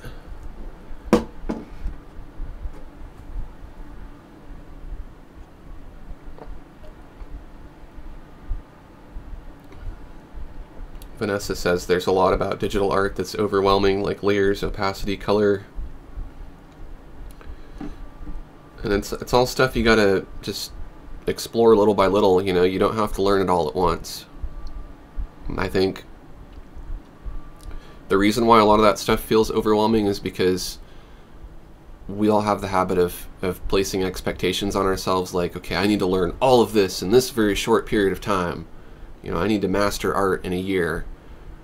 You need to give yourself, like, you know, 10 or 20 years probably to learn all of that stuff. It doesn't mean that you have to learn 20 years worth of knowledge to be able to start much earlier in your career and start having success and start making art.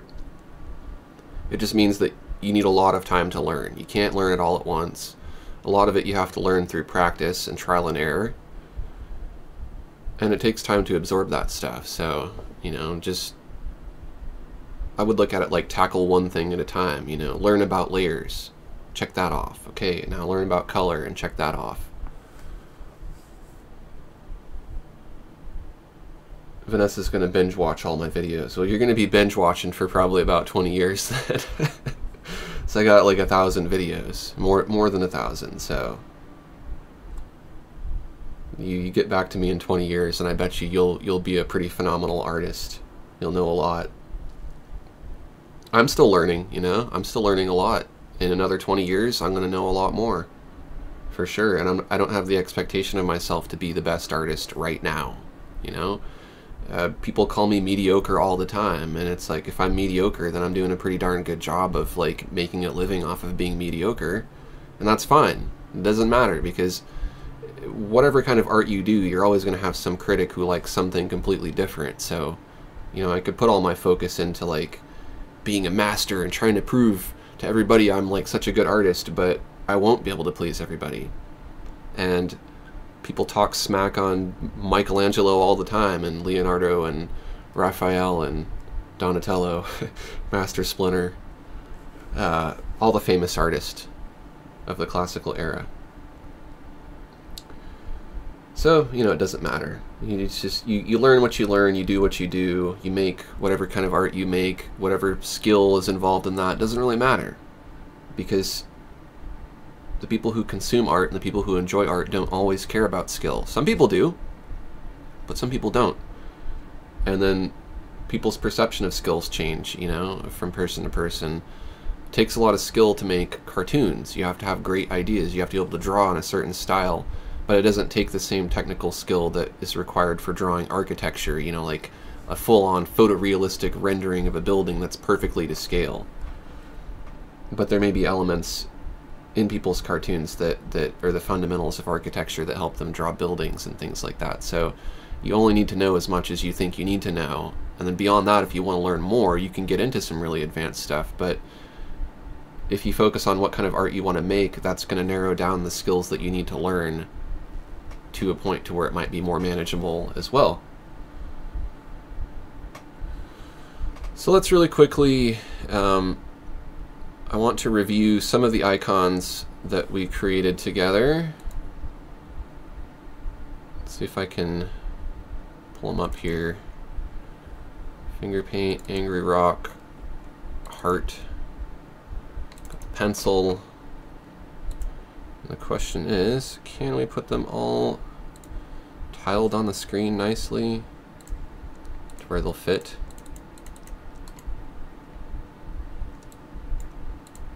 Okay, that's just a template, that's nothing. Here we go. This is, there's one. Oh, you can't see what I'm doing. You're looking at me looking like a chump. Looking like a live stream chump. Hey guys, look at what I'm doing. This is my face.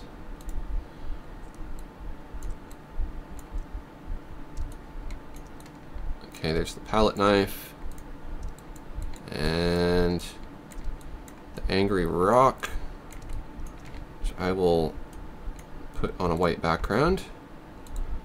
And then the pencil, which I created the rock and the pencil before the stream started. So there's a few other ideas I have for some emojis, but that's what we have for now. I appreciate everyone who gave suggestions and helped me build these. Special thanks to Ian too for helping with the palette knife emoji. I'll put that up as soon as I can, as soon as I get 2 members. So definitely check that out. I will just pop that open again. Let's see. Where is it? There it is. So down at the bottom of this video that you're watching right now, there is a join button.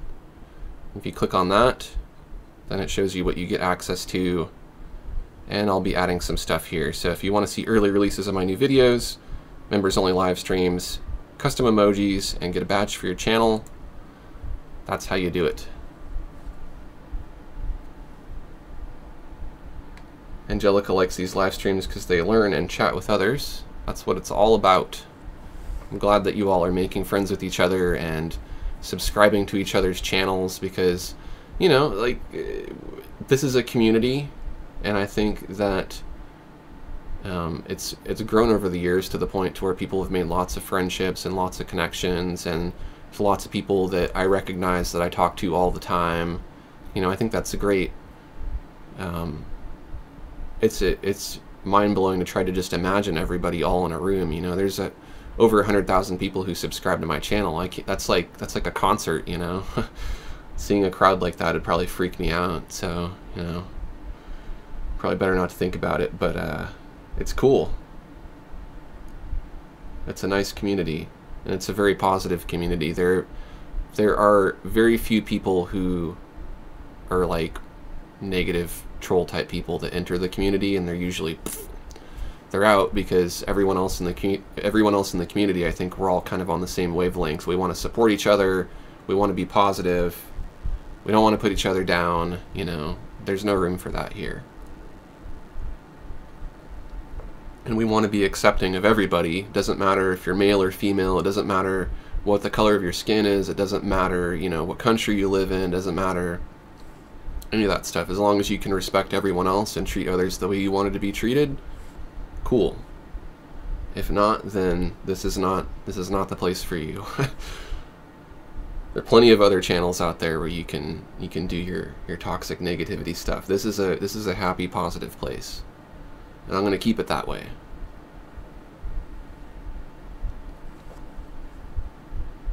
And that's what we have to do as YouTube creators, you know.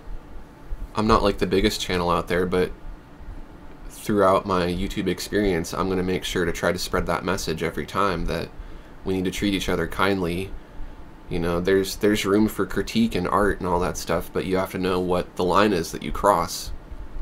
Is it constructive criticism? Is it critique? Or is it you just, you know, being mean to somebody, or just making fun of somebody's work? And I think that that's something that has to be taught and explained too, along with how to make art, you know, how to treat each other. It ties into that on a deep level. So there's a lot of people out there that are bad influences. Hopefully I'm not too bad of an influence. I know I get a little edgy here and there, but you know, I try to keep it pretty clean for the most part. Ian says Bob Ross's happy little channel. Gotta bring that Bob Ross wig back out sometime. I tell you what, when you're in this room with all these lights and computers and stuff, it gets really hot, so the last thing you want to do is put on a fake beard and an afro and a long sleeve shirt. But, you know, sometimes it's worth it, I guess.